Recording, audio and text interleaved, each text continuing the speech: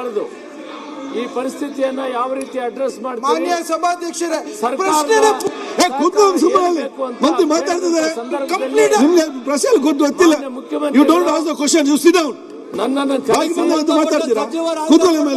ತಕ್ಷಣ oil companies ಅನ್ನು ಕರೆದು ಮಾಡಿ ಅಡ್ರೆಸ್ ಮಾಡೋದು ಹೇಗೆ ಮಾಡ್ತಾರೆ ಅಂತ ಹೇಳ್ಬಿಟ್ಟು ಮೀಟಿಂಗ್ ಮಾಡಿ ಅಂತ ಹೇಳಿದ್ರು. ಮುಖ್ಯಮಂತ್ರಿಗಳ ಆದೇಶದ ಮೇಲೆ ಇದೆ, ಮೈಕ್ ಇದೆ. ನಾನು ತಕ್ಷಣ ಬೆಳಗ್ಗೆ 10 ಗಂಟೆಗೆ ಮೀಟಿಂಗ್ ಕರೆದು ನಮ್ಮ ಸೆಕ್ರೆಟರಿ ಕಮಿಷನರ್ ಜೊತೆಯಲ್ಲಿ ಡೀಟೈಲ್ ಆಗಿ ಡಿಸ್ಕಸ್ ಮಾಡಿದೆ. ಅವರು ಪರಿಸ್ಥಿತಿಯನ್ನ ಎಕ್ಸ್ಪ್ಲೈನ್ ಮಾಡಿದ್ರು. ಏನ್ ಮಾಡ್ಲಿಕ್ಕೆ ಸಾಧ್ಯ? 9 ದಿನ ಇವತ್ತುವರೆಗೂ ಏನು ಪ್ರಾಬ್ಲಮ್ ಆಗೋದಿಲ್ಲ. ನಾವು ಸಪ್ಲೈ ಮಾಡ್ತೀವಿ. ಆದರೆ ಇವತ್ತಿನ ಪರಿಸ್ಥಿತಿಯಲ್ಲಿ ನಾವು 20ರಿಂದ 30% ನಮ್ಮ ಸ್ವಂತ ಉತ್ಪಾದನೆ ಇದೆ. 70% ಹೊರ ದೇಶಗಳಿಂದ ಬರ್ತಾ ಇದೆ. ಇಸ್ರೇಲ್ ಮತ್ತು ಇರಾನ್ ಯುದ್ಧ ನಡೀತಾ ಇರೋದ್ರಿಂದ ಸುಮಾರು 10 ವೆಸಲ್ಸ್ ಅಂದ್ರೆ ಹಡಗುಗಳು ಆಯಿಲ್ ಅನ್ನು ತುಂಬಿಕೊಂಡಿರೋನ ಅಲ್ಲಿ ರದ್ದು ಮಾಡಿದ್ದಾರೆ, ಬಿಡ್ತಾ ಇಲ್ಲ. ಆ ಕಾರಣದಿಂದ ಈ ಆಯಿಲ್ ಅಲ್ಲಿ ಬರದೇ ಇದ್ರೂ ಕೂಡ ನಾವು ಕನಿಷ್ಠ ಒಂದು ಕುಟುಂಬಕ್ಕೆ ಒಂದು ಸಿಲಿಂಡರ್ನ 25ರಿಂದ 30 ದಿನ ಒಳಗಡೆ ಕೊಡ್ತೀವಿ. ಕಾನೂನಲ್ಲಿ ಏನಿದೆ ಅಂದರೆ ಒಂದು ಸಿಲಿಂಡರು 14 kg ಇರ್ತದೆ.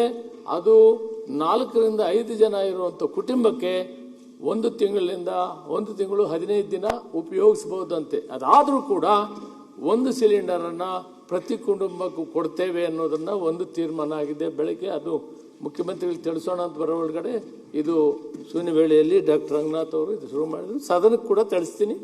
ನಾನು ಇಷ್ಟೇ ಹೇಳ್ತೀನಿ, ಇಂಥ ಒಂದು ಗಂಭೀರವಂತ ಪರಿಸ್ಥಿತಿಯಲ್ಲಿ ರಾಷ್ಟ್ರದ ಹೇಳ್ತೀನಪ್ಪ ವಾಟ್ ಆರ್ ಯು ಡೂಯಿಂಗ್ ಹೇಳ್ತೀನಿ. ಹಾಸ್ಟೆಲ್ ಹೋಟೆಲ್ ಬಗ್ಗೆ ಕೇಳಿದ್ದೇವೆ ಸರ್. ಅವ್ರು ಉತ್ತರ ಕೊಡ್ತಾರೆ, ಉತ್ತರ ವಹಿಸಿ ಅವ್ರು ಉತ್ತರ ಕೊಡದಂತ ಹೇಳಿ. ಹಾಸ್ಟೆಲ್ ಬಗ್ಗೆ ಸಭಾಧ್ಯಕ್ಷ ನಿಮ್ಗೆ ಔಷಧ ಕಂಟ್ರೋಲ್ ಇಲ್ವಲ್ಲ? ನಿಮ್ಗೆ ಕಂಟ್ರೋಲ್ ಅಲ್ಲ,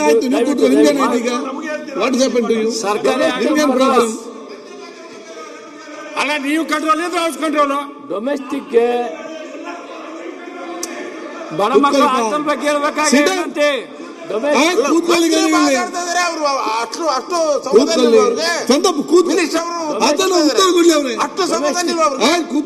ಬುದ್ಧಿ ಹಲವರಿದ್ದೀರಿ, ನೀವು ಕೂತ್ಕೊಳ್ಳಿ.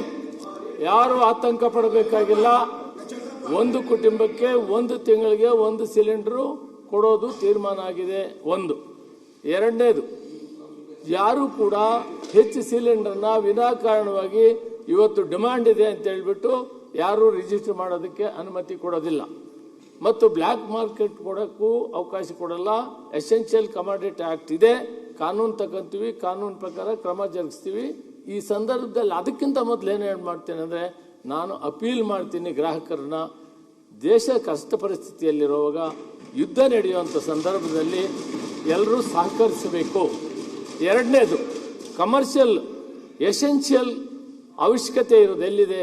ಹಾಸ್ಪಿಟ್ಲ್ ಕೊಡಲೇಬೇಕು, ಶಾಲೆ ಹಾಸ್ಟೆಲ್ ಕೊಡಲೇಬೇಕು.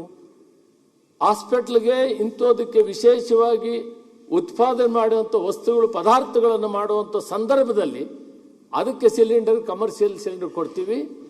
ಒಟ್ಟಾರೆ ಹೋಟೆಲ್ಸ್ ಅವರು, Kalyana Mantapa ನಡೆಸೋರು, convention halls programmes ಮಾಡೋರು ಈ ಕಷ್ಟ ಸಂದರ್ಭದಲ್ಲಿ ಸಹಕರಿಸಬೇಕು. ಯಾಕಂದ್ರೆ ಮುಖ್ಯವಾಗಿ ನಾವು ಗ್ರಾಹಕರನ್ನ ನೋಡಬೇಕಾಗ್ತದೆ. ಗ್ರಾಹಕರು ಕುಟುಂಬದಲ್ಲಿ ಅನುಕೂಲ ಮಾಡಿಕೊಡ್ಬೇಕಾಗಿದೆ.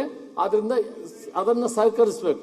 ಅದೇ ರೀತಿ ಪ್ರತಿ ವಾರಾನು ಸೆಕ್ರೆಟರಿ ಅವರ ನೇತೃತ್ವದಲ್ಲಿ ಆಯಿಲ್ ಕಂಪನೀಸು, ಗೈಲ್ ಕಂಪನಿಯವರು ಪ್ರತಿ ವಾರಾನು ಅವರ ರಿಪೋರ್ಟ್, ಅವರು ಮೀಟಿಂಗ್ ಮಾಡಿ ರಿಪೋರ್ಟ್ ಅನ್ನ ಮುಖ್ಯಮಂತ್ರಿಗಳಿಗೆ ಕೊಡಬೇಕಂತ ಕೂಡ ನಾನು ಇವತ್ತು ತೀರ್ಮಾನ ಹೇಳಿದ್ದೀನಿ.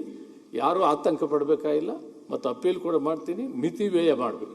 ಯುದ್ಧ ಕಾಲದಲ್ಲಿ ನಾವೆಲ್ಲ ಕಲ್ಕೊಳ್ಬೇಕಾಯ್ತು. ಹೋಟೆಲ್ ಸಹಕರಿಸಬೇಕು. ಹೋಟೆಲ್, ಹಾಸ್ಟೆಲ್, ಸರ್ಕಾರಿ ಹಾಸ್ಟೆಲ್ ಸಂದರ್ಭದಲ್ಲಿ ಹೇಳ್ತಾ, ಕಮರ್ಷಿಯಲ್ ಅವರು ಈ ಸಂದರ್ಭದಲ್ಲಿ ಹೋಟ್ಲರ್ಗೆ ಸ್ವಲ್ಪ ಕಷ್ಟ. ಆಮೇಲಿಂದ ಕನ್ವೆನ್ಷನ್ ಆಲ್ಸೋ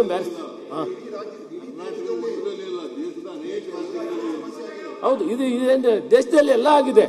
ಆದರೆ ಅಡ್ರೆಸ್ ಮಾಡೋದಕ್ಕೆ ನಾವೇನಿಲ್ಲ ಅಂತ ಹೇಳಲ್ಲ. ಭಾರತ ದೇಶದಲ್ಲಿ 25ರಿಂದ 30% ನಾವು ಉತ್ಪಾದನೆ ಇದೆ. ನಾನು ಕೇಂದ್ರದಲ್ಲಿ ಸರ್ಕಾರದಲ್ಲಿ ಕೆಲಸ ಮಾಡಿದ್ದೇನೆ, ಉತ್ಪಾದನೆ ಇದೆ. ಆ ಉತ್ಪಾದನೆಯಿಂದ ಇವತ್ತು ಯುದ್ಧ ನಡೆದು ಅವ್ರು ಕೊಡಕ್ಕಾಗದಿದ್ರು ಕೂಡ ನಾವು ಒಂದು ಸಿಲಿಂಡರು ಒಂದು ಕುಟುಂಬಕ್ಕೆ ಕೊಡ್ತೀವಿ, ಅದಕ್ಕೇನು ತೊಂದರೆ ಇಲ್ಲ. ಮಿಕ್ಕಿದ್ದಕ್ಕೆ ಸಹಕರಿಸಬೇಕು ಅಂತ ನಾನು ಮನವಿ ಮಾಡ್ತೀನಿ. ಶರತ್ ನಾಯ್ಕ್.